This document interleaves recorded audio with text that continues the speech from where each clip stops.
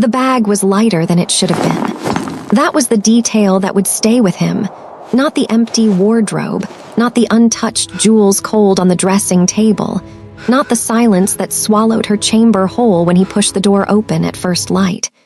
It would be the weight, the absence of it.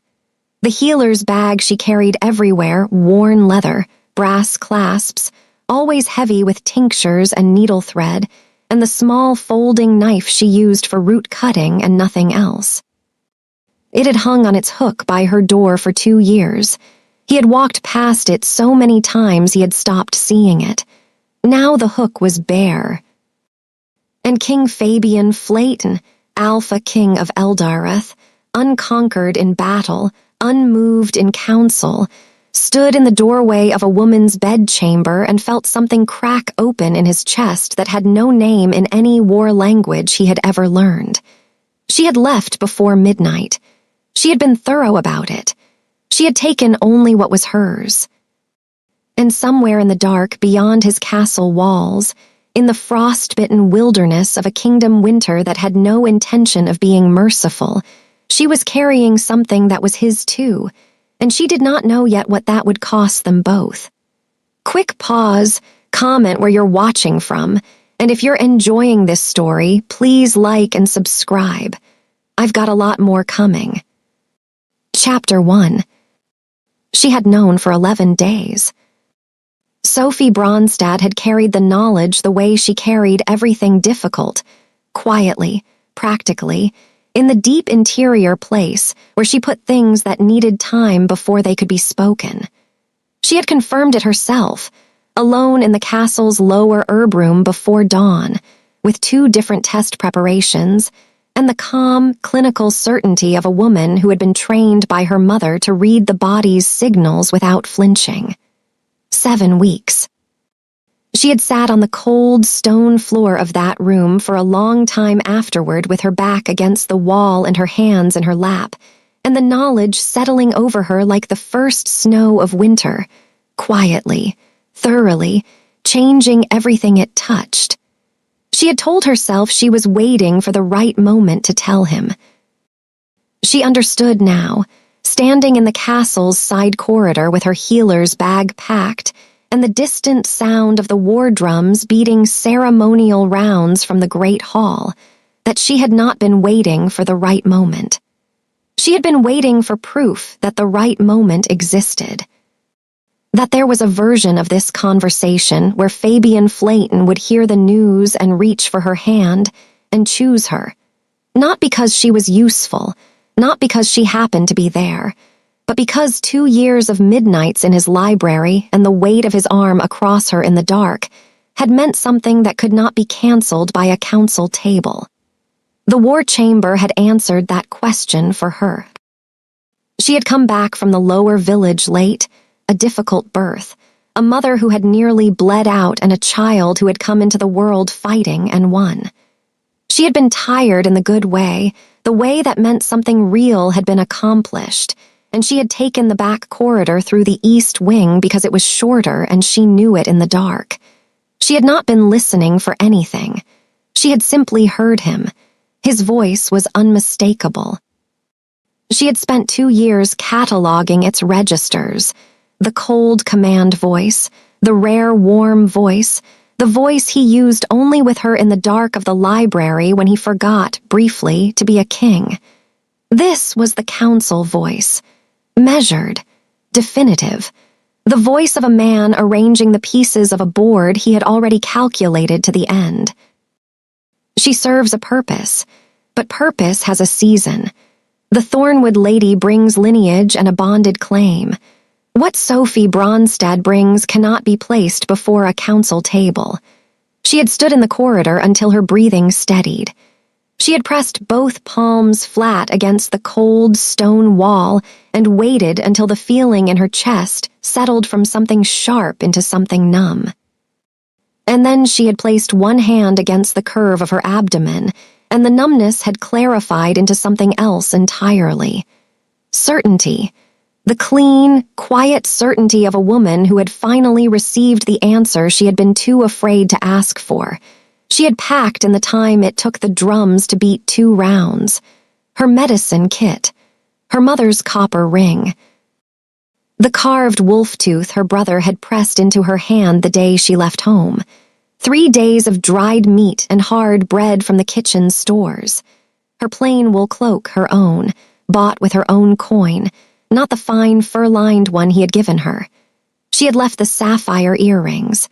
She had left the gifted gowns. She had left the fur blanket she had quietly borrowed from his room on a cold night 3 months ago and told herself she would return. She left everything given. She took only what was already hers. The east postern gate was unlatched during feast nights. Kitchen boys used it for market deliveries. She slipped through it without ceremony, without looking up at the amber-lit windows of the life she was walking away from. And then the castle wall was behind her, and the forest was ahead, and the cold of the kingdom night hit her like a fist. She walked. The path to Asheville ran northeast along the ridge before dropping into the valley settlements beyond Eldureth's treaty maps. She had memorized it from the healer's route charts in the castle library months ago. In the half-aware way she cataloged everything useful, not planning, just knowing. She had heard of Sable Ven from 3 different village midwives who passed through the lower market. An elder widow, sharp-tongued, ungovernable, 0 patience for kings and considerable patience for women who had reason to run from them. Sophie intended to find out if that was true. She walked for 2 hours through frost-hardened forest before she stopped to check her bearings by the stars, her breath fogging the dark air. The castle was invisible behind her. No torchlight, no walls, no sound of drums. Just trees and cold sky and the distant cry of a night bird and the absolute, clarifying silence of a world that did not care about Eldureth's court politics. She pressed her palm to her belly, just briefly. Then she set her face northeast and walked on. Behind her, in a castle burning with feast light, a king was drinking to an alliance he did not yet know had cost him everything. He would find out at first light. By then, she was already deep in the trees, and the snow had begun to fall, and her footprints behind her were filling in with white, one by one, as if the forest itself was helping her disappear. Chapter 2. The snow was heavier by morning. Sophie had slept for 3 hours in the hollow of a downed oak, wrapped in her wool cloak with her bag pulled against her chest for warmth, and she woke to a world gone white and silent and so ferociously cold that the first breath she drew felt like glass in her lungs. She lay still for a moment, listening. Forest sounds whined through high branches. The soft, persistent hiss of falling snow. No hoofbeats. No dogs. No pursuit. She breathed out slowly and let herself feel, just for a moment in the privacy of the hollow, the full weight of what she had done. She had walked out of a king's castle in the middle of the night 7 weeks pregnant with his child. She had no official title, no formal claim, no one in the kingdom who would stand between her and whatever consequences followed. If Fabian wanted to find her, he had the resources of an alpha king, pack trackers, border scouts, wolf law that made runaway dependence a matter of territorial jurisdiction. But she was beyond the treaty maps, and she was not, technically, a dependent. She had never been officially anything. That, she thought, climbing out of the hollow into knee-high snow was the whole problem, wasn't it? She walked.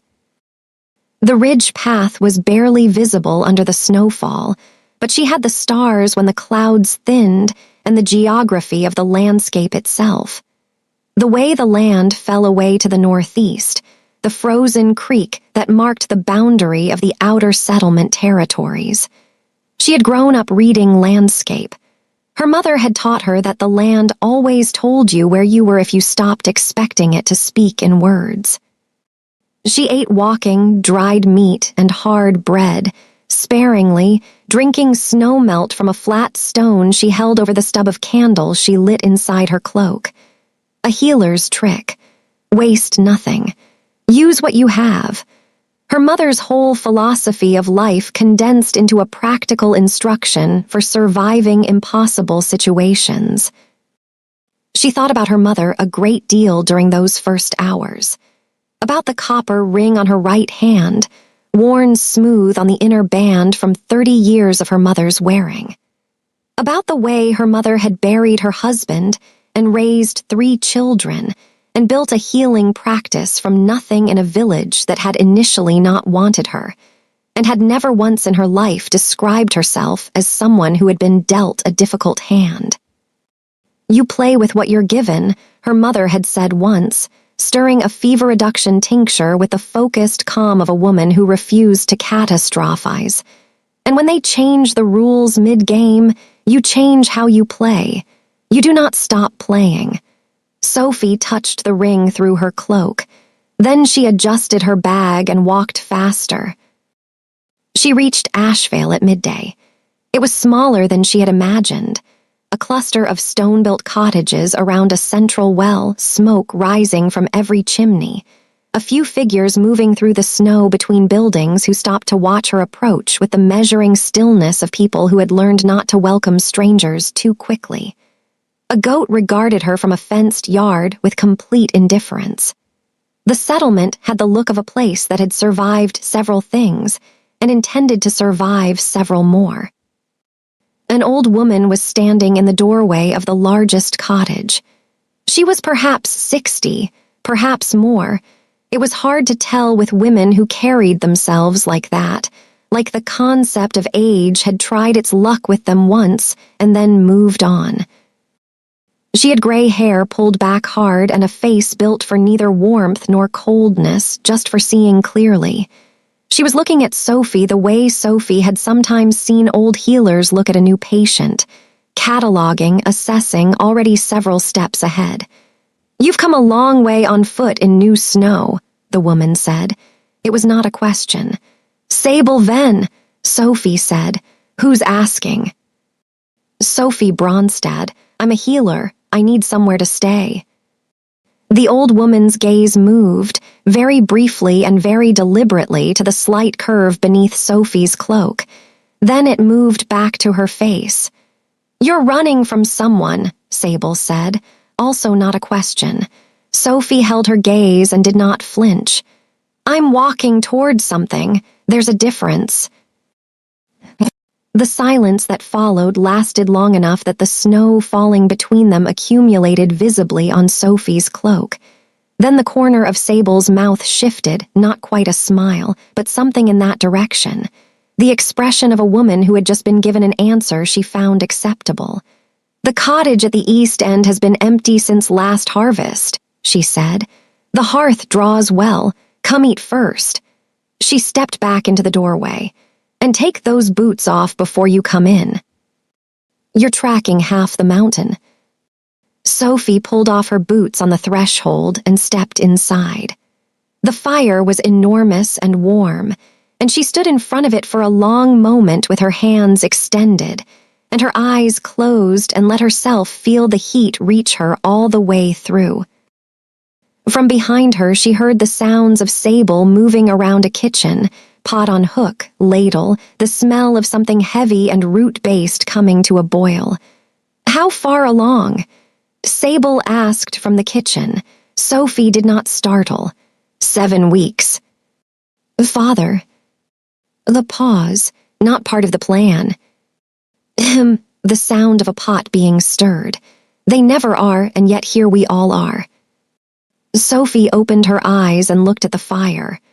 Outside the window, the snow kept falling, soft and relentless, covering the tracks that led here from Eldareth's gates. She was safe. For now. She did not let herself think about what for now meant. She let herself think about the warmth and the smell of the soup and the fact that she had done what needed doing. She had walked toward something. She would build the rest when she got her boots dry. Chapter 3.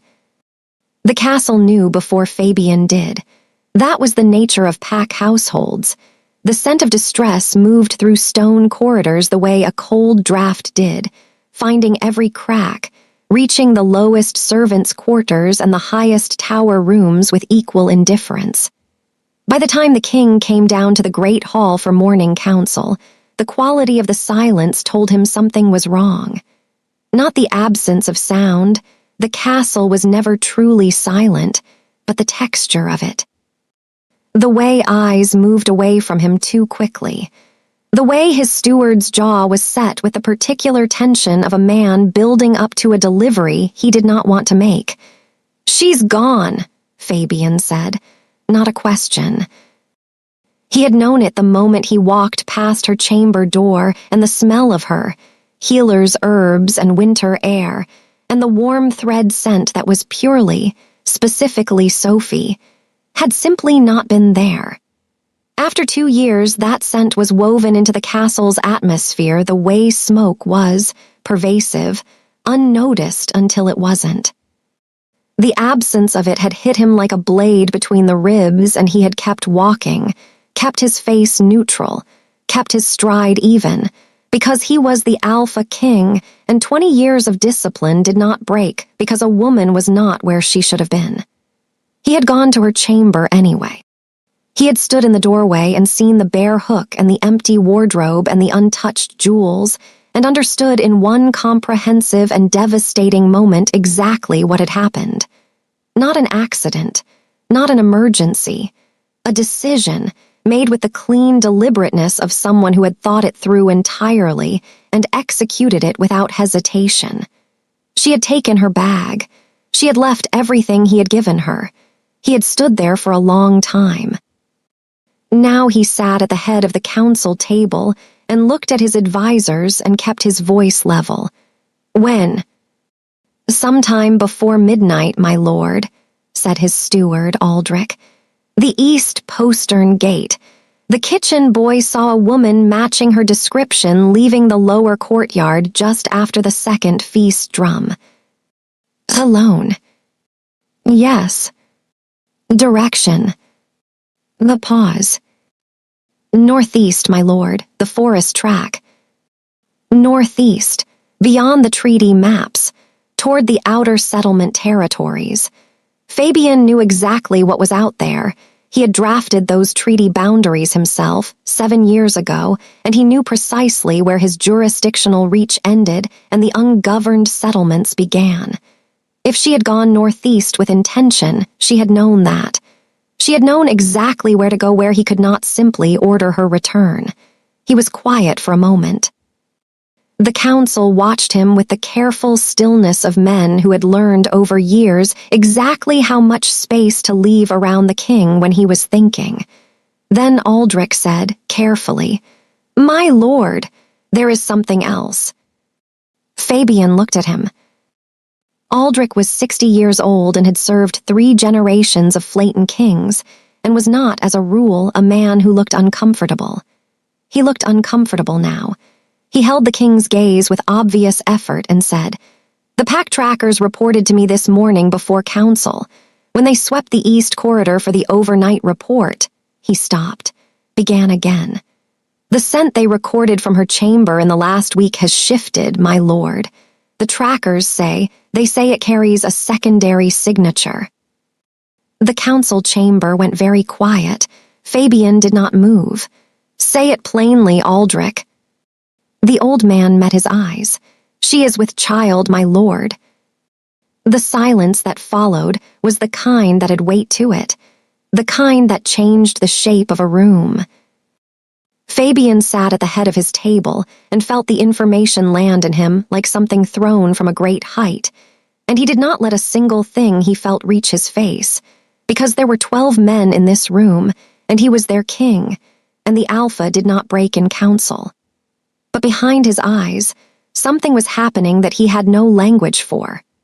A reckoning that was arriving all at once, not just the fact of the child, but the full accumulated consequence of every choice he had made in 2 years. The title he had never given her, the mark he had never placed, the Thornwood conversation he had apparently had within earshot of the woman he had, the woman he. 12 men were watching him. "Clear the room," he said, They went without a word, even Aldrich. The door closed behind the last of them with a sound that was very small and very final, and Fabian sat alone at the head of his council table, in the silence he had created and breathed. He thought of the library at midnight.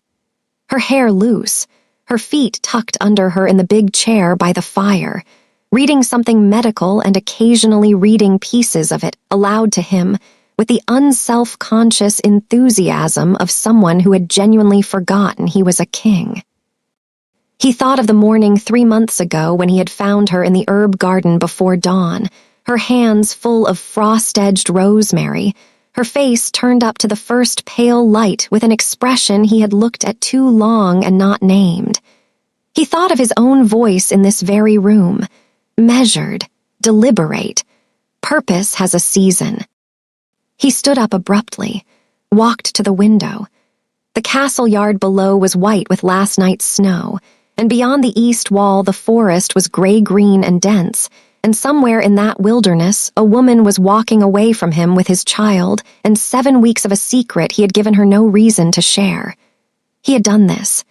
He needed to understand that fully before he decided what to do next. Not move immediately, not send scouts, not invoke Wolflaw, understand it. Sit with the shape of what he had built and destroyed without ever once asking her what she wanted. He pressed his hand flat against the cold glass of the window and looked northeast. She had a head start of 8 hours in fresh snow. She was a lowland girl who knew how to move in winter. She was a healer with enough supplies to survive a week and enough stubbornness. He knew he had always known to last considerably longer. He was going to have to earn the right to find her. He was not yet sure he had. Chapter 4. Asheville was not what Sophie had expected. She had expected refuge. She had not expected to belong. The first week she kept herself careful, useful without becoming dependent, warm without becoming comfortable, present at meals, and helping where she could without making herself either conspicuous or necessary. She had learned that instinct in the castle, the half-life of a woman who existed in a powerful man's space without a formal claim on it.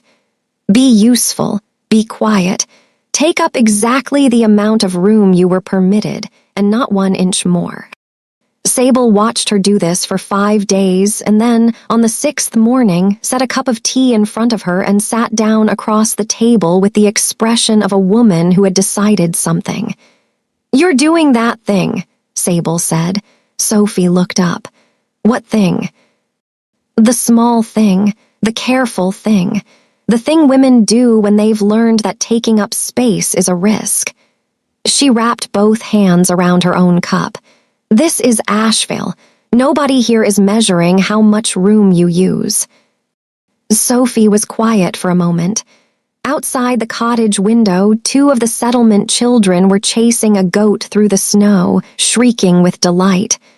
"Old habits," she said finally. "I know," Sable said, not unkindly. "Break them." It was easier than she expected. Asheville had its own rhythms. The pre-dawn feeding of animals, the communal fire in the evenings where 3 or 4 households gathered to share food and mend things and talk, the market run to the nearest village every 8 days, where Sable bartered preserved goods and wool yarn for what the settlement couldn't produce itself. Sophie folded herself into these rhythms with the ease of someone who had grown up in a village household, and then spent 2 years aching for the texture of one. The castle had been beautiful. It had also been profoundly lonely in the way that only large inhabited spaces can be full of people who were not for her. Asheville, somehow, immediately was.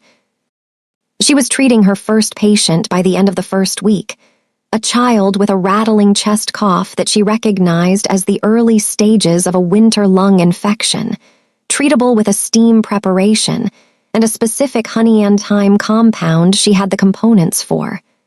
The child's mother looked at her with the particular desperate gratitude of a parent watching symptoms improve, and something cracked open in Sophie's chest that she had not known was sealed. This was what she was for. This, specifically.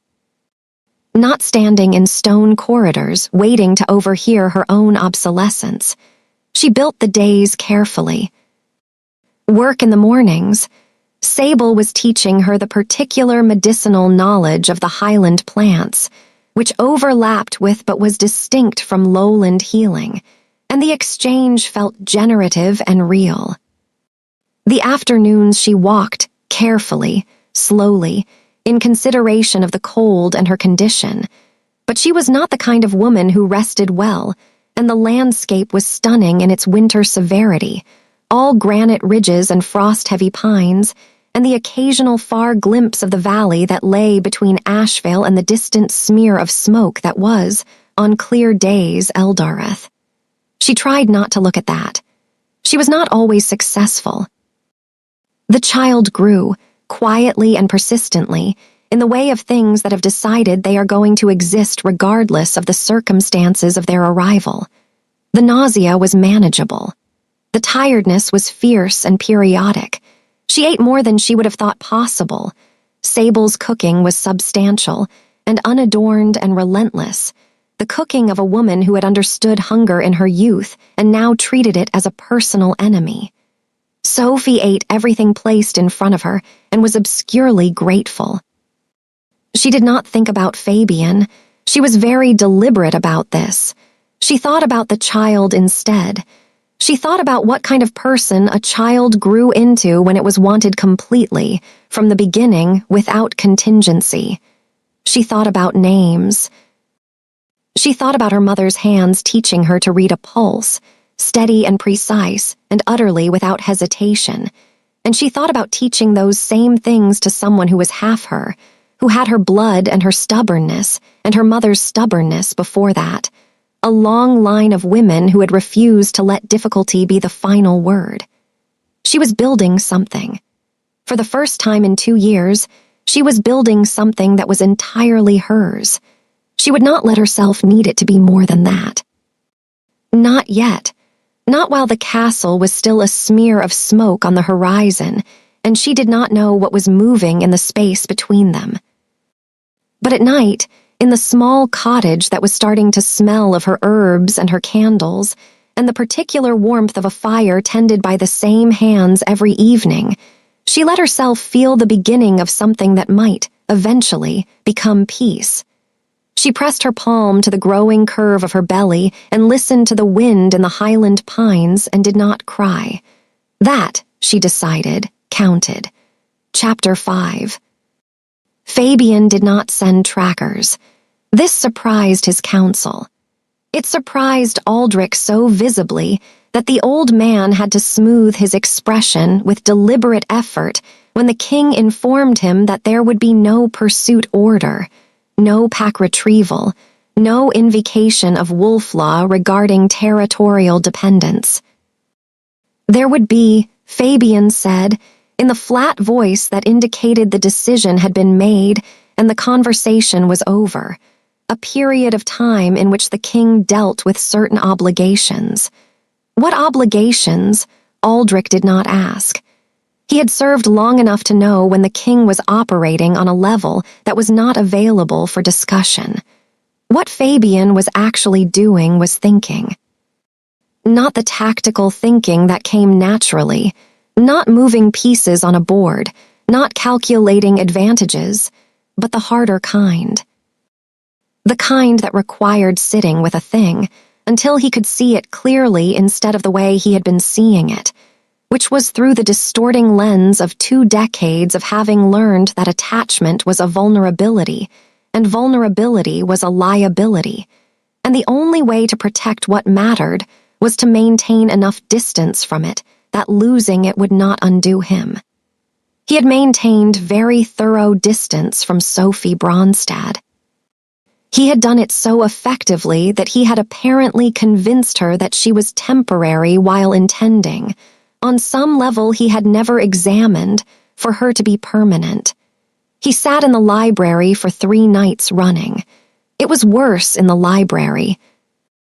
Her chair was still pulled slightly toward the fire, the way she always left it, at an angle he had told her once was impractical for the lighting, and she had disagreed with entirely, because she had never in her life agreed with him about anything she had an actual opinion on, which was everything. The blanket she had borrowed from his room was gone from the arm of the chair. That was new. He had noticed that on the first night and had not been able to unnotice it since. He made himself think about the child. He had not let himself do that fully yet, had kept it in the peripheral of his consciousness, a fact he acknowledged but had not yet sat inside. Now he sat inside it, a child, his child. A flatant heir who was currently somewhere in the Highland wilderness with a woman who was furious at him and had every right to be, and who was 7 weeks pregnant and had walked through a kingdom winter alone because he had been conducting a council meeting within her earshot that reduced her to a temporary arrangement with an expiration date. He thought about what kind of father a man became when his first act in relation to his child's mother was to demonstrate, publicly and unambiguously, that she was interchangeable.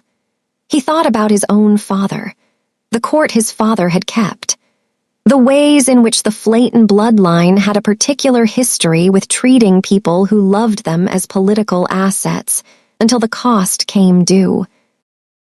He had sworn at 19, standing over his father's body after a war his father had started because a woman had finally left him, and he had chosen war over accountability, that he would never be that man.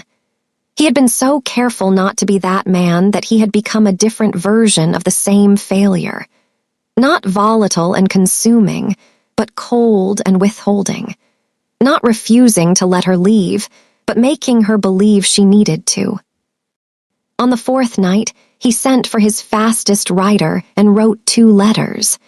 The first was to the Thornwood court, withdrawing his interest in the proposed alliance with a brief diplomatic formality that would require 3 months of careful management to smooth over.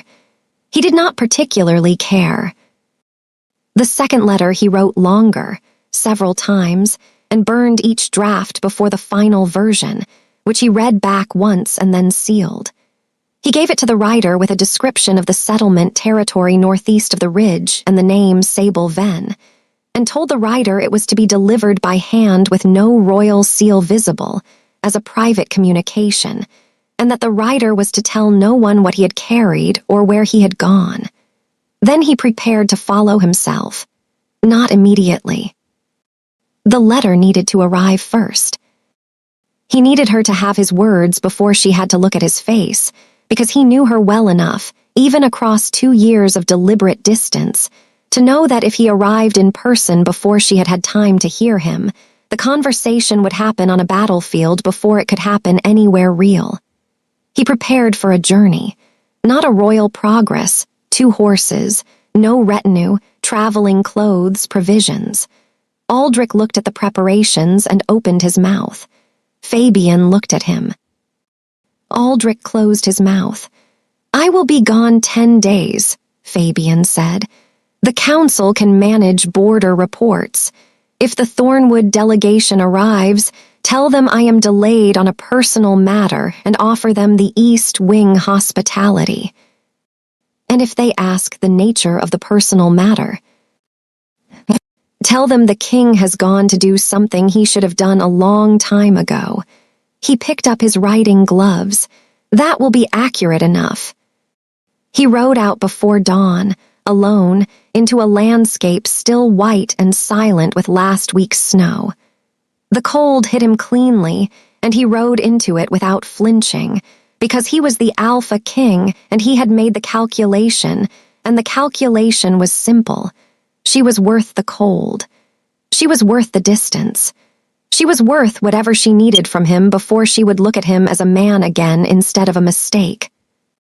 He had 2 days of hard riding ahead of him, and a letter arriving before him, and a conversation coming that he had no guarantee of surviving intact. He rode anyway. Chapter 6. Sophie read the letter 3 times. Sable had placed it on the table in front of her without comment. Just set it down beside the morning tea, with the care of someone placing a thing that might need space around it, and then gone to the far end of the cottage to do something loudly and pointedly domestic that gave Sophie the privacy the moment required.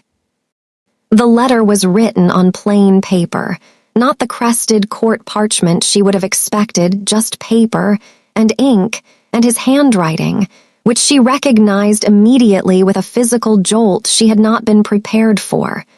No salutation.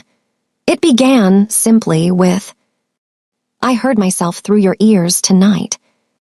That is to say, I have been thinking about what it would be like to hear those words from outside the room, from the position of someone who had no context for how cold I had learned to sound when I was afraid of something.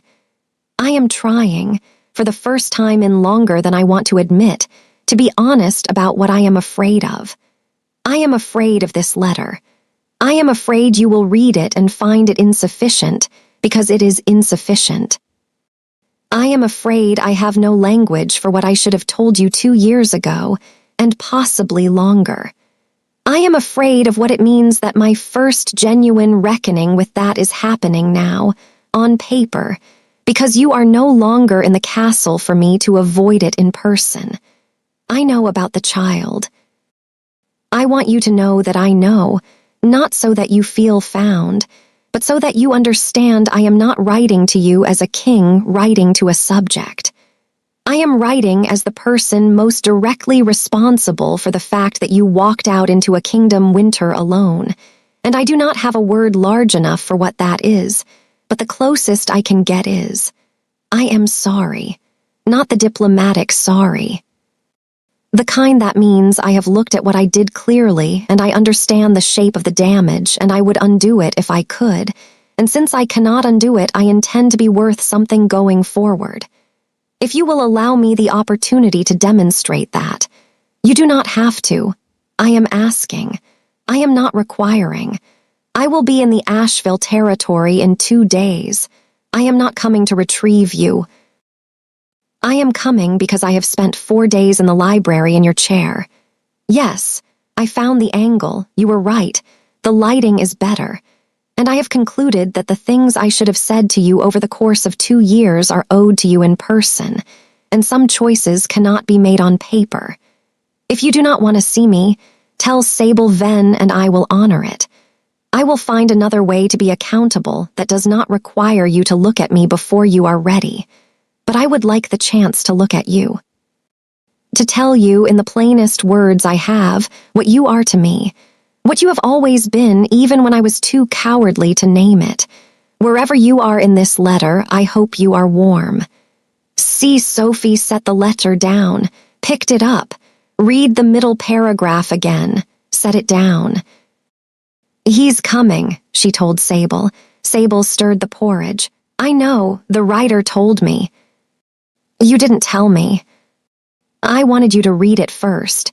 A pause, before you decided. Sophie looked at the letter on the table, at his handwriting, which she had seen before on council dispatches left on his desk. The angular, controlled handwriting of a man who held everything tightly and which looked different now. Not different in form, different in what it was holding.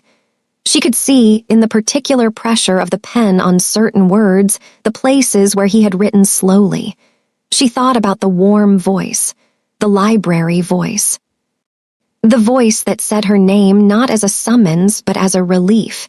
She thought about the corridor, the stone cold under her palms. The clinical, unhesitating assessment of her dispensability. She thought about the child and what she had decided she was building here, and whether what she was building had room in it for the person she was still, against every sensible intention, furious at and missing in equal measure. What do I do? She said. It was not quite a question. Sable set 2 bowls on the table and sat down. You eat first, she said. Big decisions on empty stomachs are how women end up back in situations they just left. Sophie almost laughed. She picked up her spoon. After that, Sable said, you decide what you want, not what's practical, not what's fair, what you want. She met Sophie's eyes across the table. Everything else comes after. Sophie ate.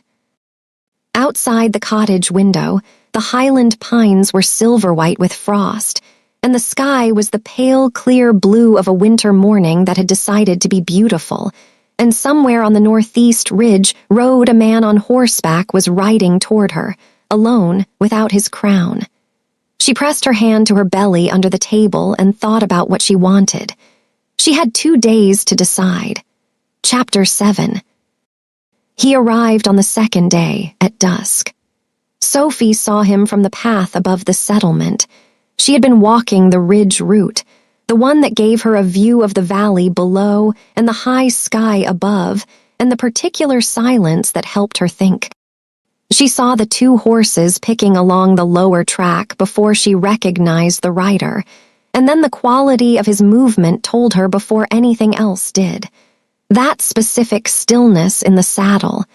The way he moved through space like a man who understood gravity was a negotiation. Her chest did a complicated thing.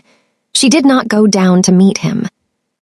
She stood on the ridge path and watched him come through the settlement gate, and a woman, she thought it was Wren, the blacksmith's wife, come out to take his horses, and she watched him stand in the central yard and look around and then look up with the instinct of a wolf finding the high ground directly to where she was standing.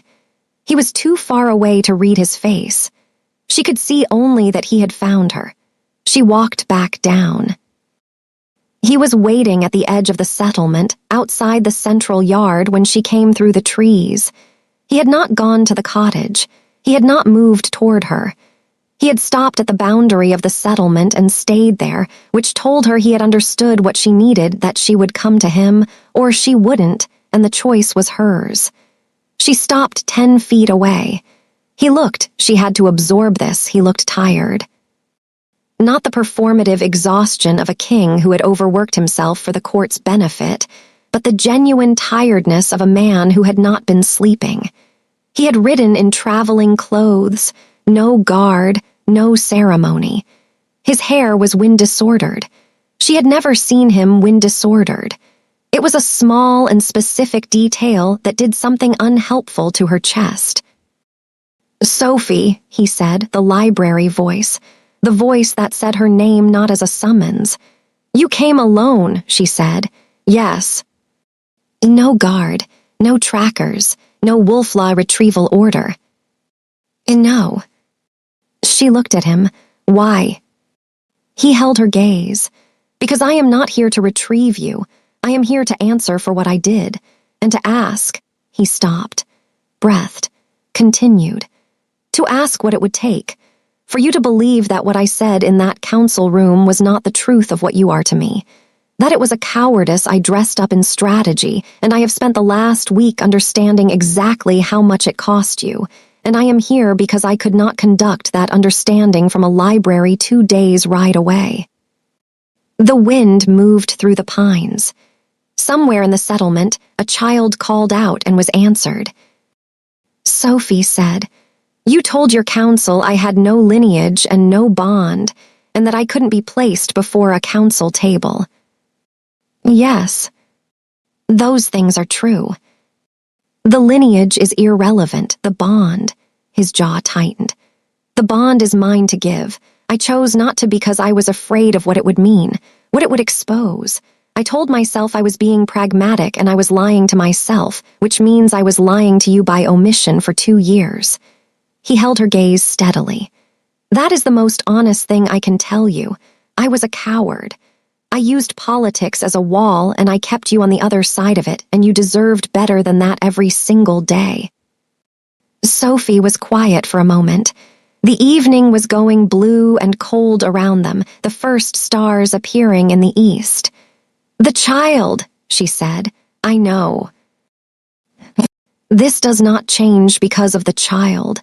I need you to understand that. If I choose anything here, it is not because I am carrying your heir and have decided the politics of that make compliance reasonable. I will raise this child in Asheville before I will raise it in a court where its worth is calculated before it can speak. Something moved in his face, not offense, something closer to recognition. I know, he said again. That is not why I came. He stepped forward one step and stopped himself. I came because you are the variable I cannot calculate, and I have spent 2 years pretending that was a problem rather than the only thing in my kingdom that has ever felt like a fact. The silence between them had a different quality now, still cautious, still wounded. But something had opened in it, a crack of light under a door. You're going to have to show me, Sophie said. Not tell me, show me, consistently, over time. I am not going to be convinced by a letter and a 2-day ride. I know. And I make the terms. Yes. She looked at him for a long moment. The wind moved through her hair. Behind her, the settlement lights were coming on, warm and small against the winter dark. You can stay in the empty cottage at the West End, she said finally. There's a hearth that draws and a cot. Sable will tell you the settlement rules. She turned back toward the path. Supper is in an hour. You're expected to wash first. She walked away. Behind her, she heard him breathe, a long, careful exhale, as if he had been holding it for the entire 2-day ride. Good, she thought. He should have been. Chapter 8. He stayed. This was the thing that surprised her. She had half expected him to frame the situation as a temporary concession, a diplomatic visit, a gesture of good faith, and then back to the castle and the councils and the elaborate machinery of his actual life. She had braced herself for that. She had decided she was fine with that. He unpacked his saddlebags and brought firewood to Sable without being asked, and submitted to the elder widow's assessment, with the composed attention of a man who had understood immediately that Sable Venn was a more important authority in this territory than he was. Sable had assessed him for a long moment after supper that first night and said, "You're useful, at least. I'll give you that." Fabian had said, "Thank you," without irony. Sable had looked at Sophie across the table with an expression that said, He integrated into the settlement's rhythms with a thoroughness that Sophie found, despite herself, difficult to dismiss. He was not performing usefulness. He was genuinely useful, in the blunt physical way of a man who had been trained for war since childhood, and had a body built for exertion and no particular pride about what the exertion was in service of. He repaired the east fence that had been weakening since autumn. He helped Wren's husband haul timber. He sat at the communal fire in the evenings and listened more than he spoke, which for a king was, Sophie suspected, a considerable exercise of will. She watched him. She was not ready yet to let him watch her watching, so she was careful about it, the oblique healer's attention, the peripheral observation. She noticed the way he looked up whenever she appeared in the yard, not quickly, not hungrily, just with the steady attentiveness of a man checking on something important. She noticed that he did not push. He did not engineer proximity. He showed up and he was present and he waited. After a week, she started leaving her cottage door open when she was working at the table. This was not an invitation. It was a test. He walked past 3 times before she called out to him. "Come in," she said, without looking up from the herb sorting she was doing. He came in. He sat down in the chair across the table. He picked up the bundle of dried thyme she indicated and began stripping the leaves in the direction she showed him without being asked to explain the process or defend his competence. They worked in silence for a while. "You're good at following instructions," she said. "I have been told I am not," he said. "Generally. From people who weren't me. From everyone who wasn't you." A pause.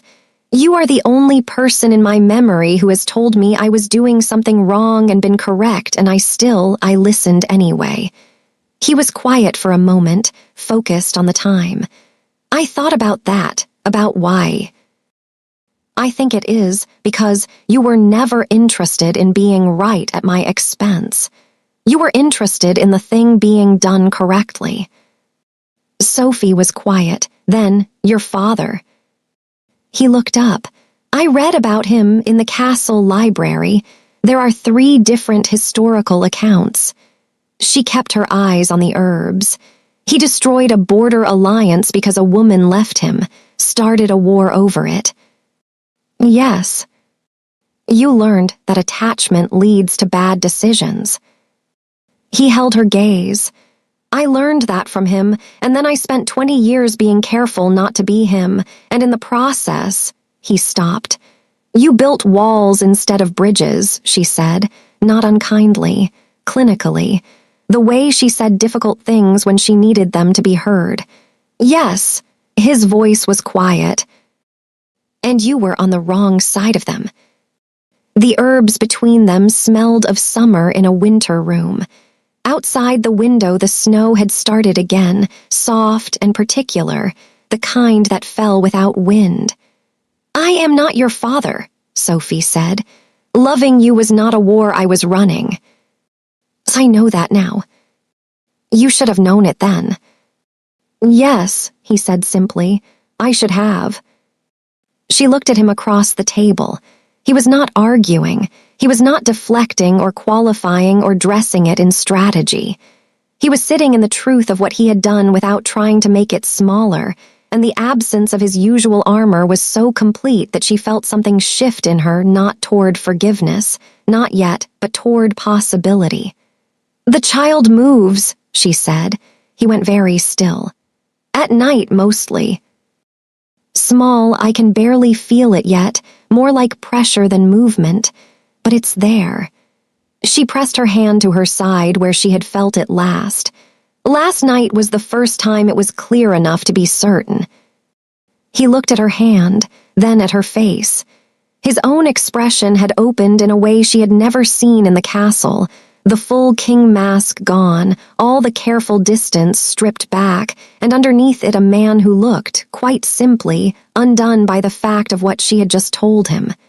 May I? He stopped. No, she said quietly. Not yet. He nodded. He looked back down at the herbs. He continued working with the focused care of a man who had been given a clear boundary, and understood that honoring it was itself the answer to the question he had not been allowed to ask. They finished the herbs. She made tea. He drank it without speaking. When he left for the night, he said, "Thank you for telling me." She said nothing, but she did not close the door until he was out of sight in the dark. Chapter 9. The rival pack arrived on a Thursday. Sophie heard about it before she saw it, the particular tension that moved through Asheville at mid-morning, the way the men and women near the settlement's northern boundary started appearing with that watchful stillness that was different from the usual Highland alertness. Sable was at the communal well when Sophie found her, talking in a low voice with Wren's husband and a third person Sophie didn't recognize, and the way Sable's jaw was set told her everything she needed to know about the severity before a word was spoken. "Graving pack," Sable said when she saw Sophie. "3 riders. They came in under a trade flag, but they're border scouts. They've been asking about the settlement's visitors." The settlement's visitors, which meant Sophie. "They know I'm here," Sophie said. "They've been moving through this territory for 3 days. One of them has tracker-level scent. Yes, they know." Sable met her eyes. "They may not know about the child yet. But a pregnant alpha heir is valuable leverage in a pack dispute, and the Graving clan has had a territorial grievance against Eldareth for a long time." Sophie felt the cold of it settle over her, not panic, the clean cold of assessed risk, her healer's brain already calculating. "Where is Fabian?" "North Fence. He was," Sable stopped, because Fabian was already there. He had come across the yard at a controlled pace that was not quite running, with the particular focus of a man who had heard something on the wind that no one else had caught yet. He looked at Sophie first. Just briefly, just a full-body check, there you are, not hurt, good, and then at Sable. "Graving," he said. "3 riders at the north boundary." "How long?" "They arrived this morning. They haven't come in." Fabian was quiet for a moment, calculating. They're waiting to see if she leaves the settlement perimeter. An alpha air in open territory is easier to move. He looked at Sophie. "You need to stay inside the settlement boundary." "I know that," she said. Something moved in his face at her tone, not amusement, something warmer and more complicated than that. "I know you know, I'm saying it because I need to say it." He looked back at Sable. "Are there other exits?" "South track and the river crossing, but the river is frozen." "The frozen crossing is faster for horses." He thought, they'll have that covered, which means they're assuming whoever they want to move will be on foot. He looked at the northern tree line. They're not expecting to have to manage the Alpha King. "You don't have your guard," Sophie said. "No," he looked at her. "I have myself. That has been sufficient historically." "This is not a battlefield." "No, it is a diplomatic situation that I am about to resolve diplomatically." The voice had changed, not the cold council voice, but something else, a third register she had not heard before. Settled and absolute and carrying a weight that had nothing to do with performance. "The Graving clan has a grievance with Eldareth. I have the authority to address that grievance. I will address it. They will leave." He started toward the north boundary. "Fabian." He stopped, looked back at her. She did not have the words for what she wanted to say. She looked at him for a moment, this man who had ridden 2 days alone and carried firewood and stripped thyme leaves and sat across from her in the dark and received her anger with the careful steadiness of someone who had decided to deserve it, standing now on the edge of something that could go badly wrong, with no guard and no crown, just himself. "Be careful," she said. It was not enough. She said it anyway. Something crossed his face, not a smile. Something that was the shape where a smile had been and might be again. "Always," he said, and walked on. She stood with Sable and waited. The negotiation took 2 hours. She could see nothing from the settlement, just the northern tree line and the occasional movement of figures too distant to read. Sable had arranged for the children to stay inside, and the settlement's own men to be visible and unobtrusive at the boundary markers. Enough presence to signal the settlement was not undefended without escalating. They had done this before, in other configurations. Asheville had survived a long time by understanding exactly how much strength to show, and when. When Fabian came back through the northern gate, he was alone and unhurried, and the tension was gone from the tree line. He walked to where Sophie was standing. "They're withdrawing," he said. "I have offered a trade route concession that will take about 3 months of council work to formalize, but addresses the core of their grievance. They have my word on it, which, in wolf law, carries treaty weight." Sophie looked at him. "You traded a political concession for my safety." "I traded a just concession for the resolution of a genuine grievance. Your safety was an adjacent benefit." He held her gaze, though not a minor one. Sable, standing a few feet away, made a sound that was not quite a snort. "I'm going to start supper," she said, and walked away with the studied indifference of a woman removing herself from a conversation she had decided should happen without her. Sophie and Fabian stood in the yard with the winter cold settling around them, and the settlement resuming its rhythms, and the particular silence of 2 people on the edge of something neither of them was quite ready to step into. "You didn't have to come here yourself," she said. You could have sent that concession by diplomatic writer and resolved the graving matter from Eldureth.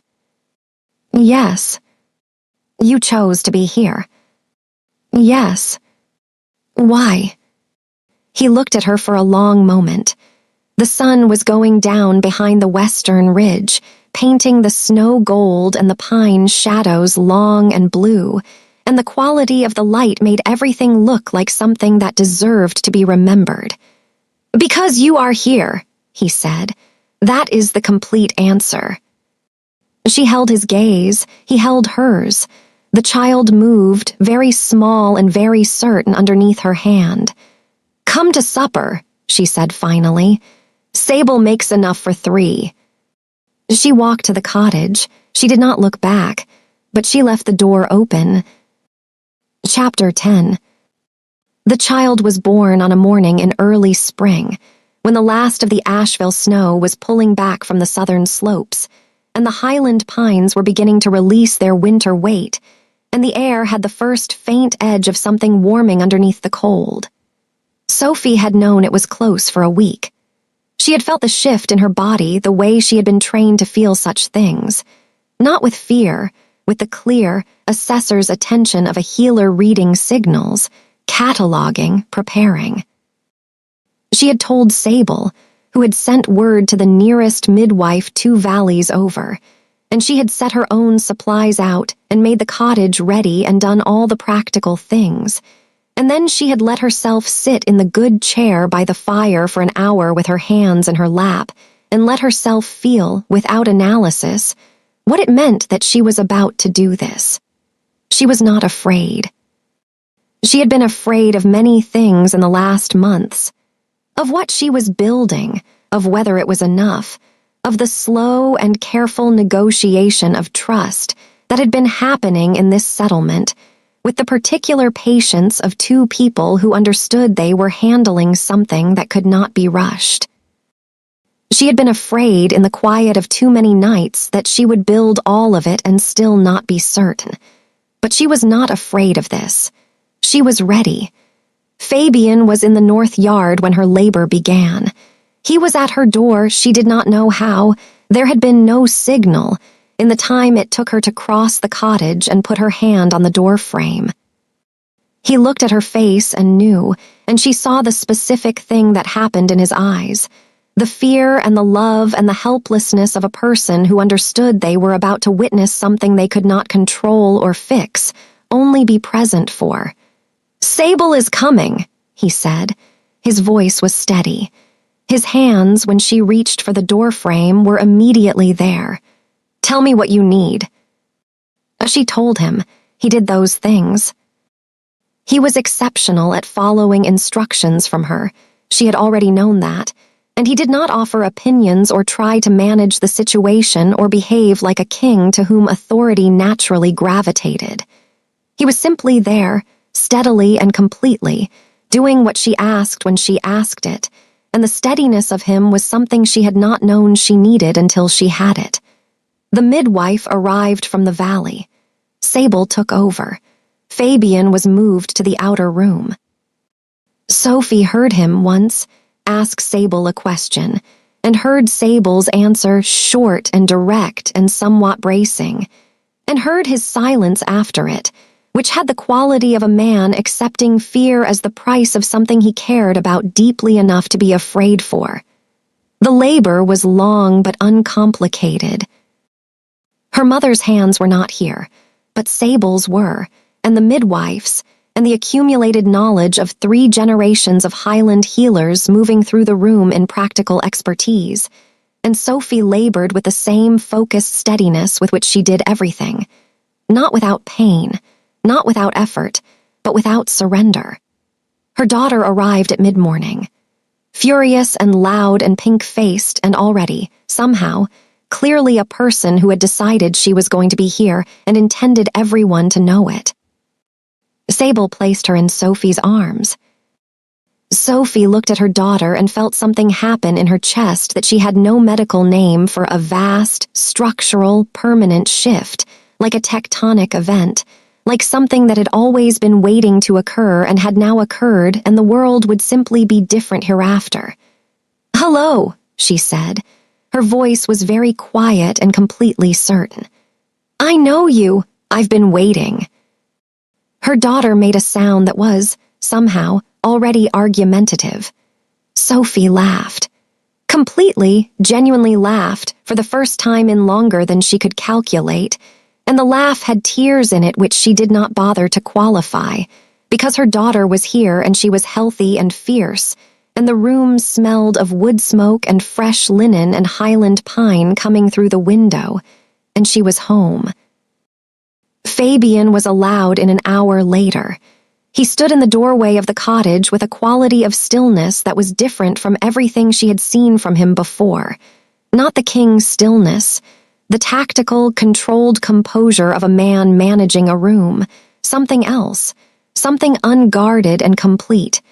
"Come in," Sophie said. He came in. He sat beside the bed.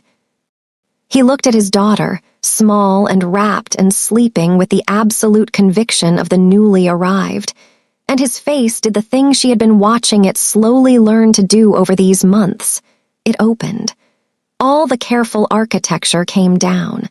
Underneath it was simply a man, looking at his daughter for the first time, with an expression that contained everything his language had never quite managed. He started. "She's loud," Sophie said. "She has opinions, she made that clear from the first minute." Something warm moved through his expression. "Good."